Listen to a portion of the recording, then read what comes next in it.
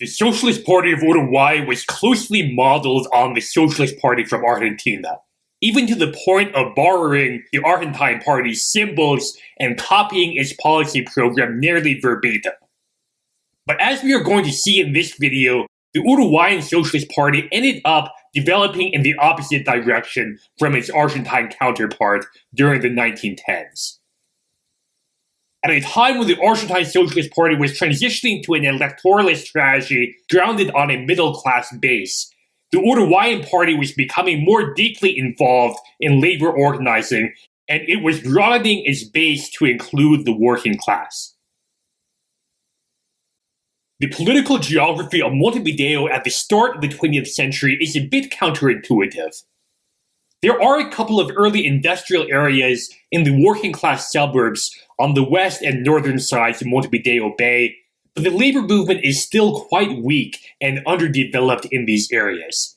And instead, the main focus of labor organizing is in the older and more urban part of the city. The labor organizations in this area are almost exclusively anarcho-syndicalist.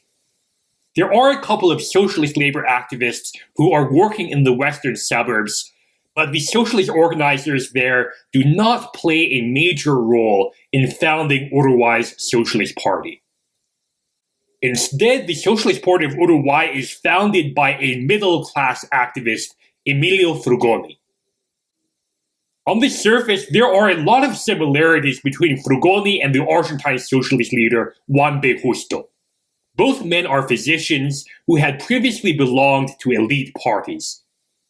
But while Justo was a member of an elite opposition party, Frugoni had belonged to Uruguay's governing party, the Colorado Party. He was a follower of the Colorado president Jose Bailly Ordóñez, and he had fought on the government's side during the recent civil war against the Blanco Party. Shortly after the war ends, Frugoni invites everyone from the socialist labor movement to a theater in downtown Montevideo, where he announces his sudden conversion to socialism, and he asks that these activists support his candidacy for Congress as a socialist candidate. But these labor activists are pretty suspicious of Frugoni's intentions. Wasn't this guy a Colorado until literally just a minute ago? And it does not help that Frugoni is still very much a part of elite Colorado socialist circles at this time. And he is friends with many of the people who are running the government in the early 1900s. In the end, most of the socialist labor activists refused to back Frugoni, and many of them harshly criticized Frugoni's attempts to establish a new socialist party, decrying them as a bourgeois plot to co-opt the socialist movement. Frugoni ends up withdrawing his candidacy for Congress, but he does found a new socialist political club called the Carlos Marx Center. This club is located in downtown Montevideo, in the heart of anarchist territory, and pretty far from the focus of socialist labor organizing. But it is conveniently close to the Ciudad Vieja, or the Old Town neighborhood, which is inhabited by many first and second generation immigrants from Western Europe who are more sympathetic to the idea of an Uruguayan Socialist Party. And by recruiting in this neighborhood, Frugoni is able to put together a political network of around 100 activists. Frugoni and his followers are alarmed by the rapid growth of Montevideo's anarchist labor movement, which has just organized a new labor federation called the Foro, which is modeled closely on the anarchist labor federation in Argentina, the Fora. In response, Frugoni's Carlos Marx Center founds its own socialist labor federation called the UGT, which is similarly modeled on the short-lived socialist federation in Argentina. Frugoni hopes to pull the labor movement away from anarchism, and he calls on his supporters to start joining anarchist-led resistance societies in an attempt to moderate them and reorient them towards socialism. As you can probably guess, this does not go down very well with the anarchist activists who lead these unions. The Carlos Marx Center gives up on the idea pretty quickly, and the UGT soon disbands. The Carlos Marx Center is a bit more successful as a propaganda center. While its reach in the labor movement is still quite limited, its members do include a ton of journalists, intellectuals, poets, and artists. And so the center starts publishing a moderately influential weekly magazine about socialism that focuses largely on developments in the Argentine Socialist Party and various socialist movements in Europe. When the 1910 elections come around, the Carlos Marx Center takes another stab at forming an Uruguayan Socialist Party. We saw in the last video that the Argentine Socialist electoral victory in La Boca in 1904 was helped along by the abstention of the main opposition party, the UCR. Something very similar happens for the Uruguayan Socialists in 1910. The Blanco Party refuses to contest this election, so the main opposition slate in Montevideo is a joint list of Frugoni's Socialist Party and the very minor Liberal Party. This Liberal Socialist alliance wins only 10% of the vote, but since Uruguay uses a proportional representation system, this 10% is enough for the alliance to win 2 seats in Congress, one of which goes to Frugoni. Now, during Frugoni's first term in Congress, something strange happens. The Colorado government suddenly starts enacting most of the Socialist Party's platform into law. It passes labor legislation that establishes an 8-hour workday and various other protections for workers. It also nationalizes some banks and establishes new state-owned enterprises. Normally, when an established elite party starts enacting progressive economic reforms from above, we would expect that this would undercut a small socialist party like the Socialist Party of Uruguay. But at least in the short term, these reforms turn out to benefit the Uruguayan Socialist Party's consolidation and growth.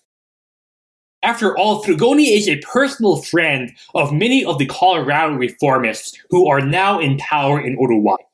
And these reformists are happy to let Frugoni play a role in legislating these reforms. Frugoni uses his platform in Congress to praise these progressive policies while simultaneously challenging the ruling party to go much further. Sure, a 48-hour work week is great, but why not 40 hours instead? In this way, Frugoni manages to associate his new party with this reform project while also differentiating Uruguayan socialism from the reformist wing of the Colorado Party. In the process, Frugoni becomes a well-known public figure in Uruguayan politics, and many of those socialist labor activists who were initially skeptical of Frugoni decide to give his Socialist Party a second chance.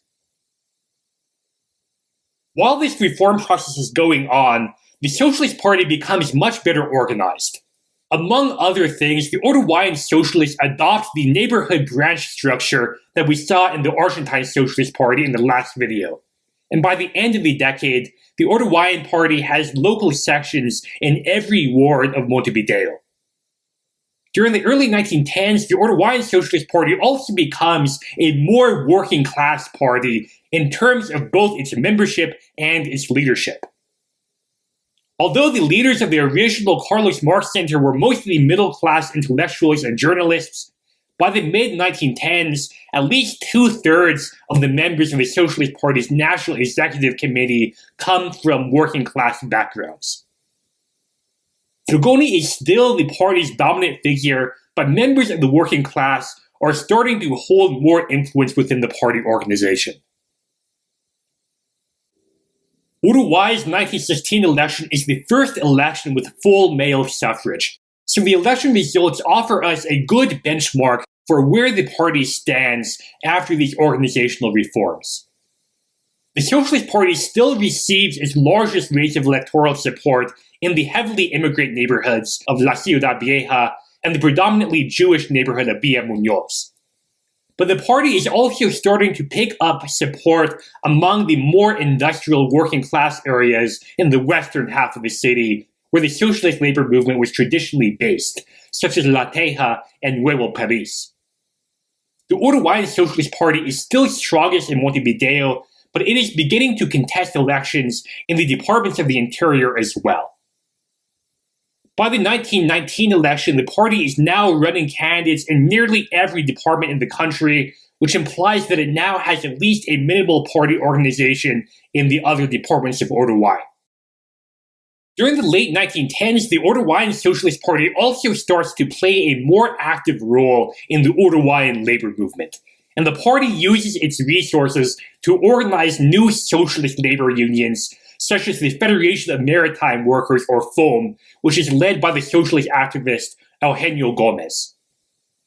The FOAM is the largest and best organized non-anarchist union in the country at this time, and it is the Socialist Party's first major breakthrough in labor organizing. On July 26, 1918, the FOAM goes on strike, paralyzing the city port.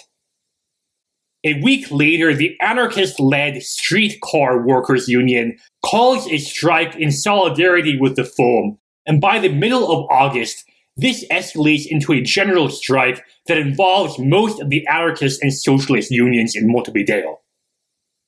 The Socialist Party leadership is alarmed by how quickly the FOAM strike has escalated, but the party decides to give the general strike its full support.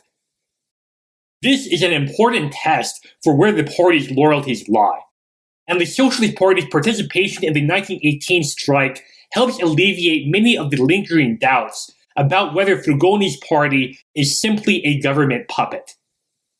When forced to choose between the striking workers and Frugoni's friends in the Colorado government, the Socialist Party sides decisively with the workers. But there is still a tension between the party's labor militancy and Frugoni's reformism. The 1918 strike has the effect of radicalizing much of the party's working class base. After spending weeks fighting against the police on the streets and seeing their leaders arrested and their party's neighborhood branches shuttered by the state authorities, many rank-and-file socialists have already grown disillusioned with Uruguay's new democracy.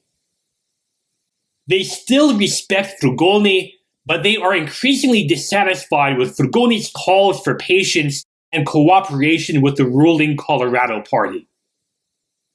Meanwhile, the socialist labor leader of the FOAM, Eugenio Gomez, has become a hero to much of the party's working class base due to his prominent role in the general strike of 1918. And some Uruguayan socialists are beginning to wonder whether Gomez might be a better leader for the party in this new, more revolutionary era.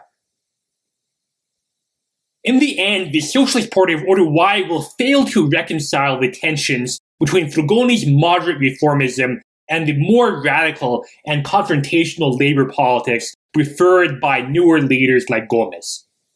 And within just a couple of years, the party is going to suffer a major and incredibly ugly split that will debilitate the Uruguayan socialist movement for decades to come.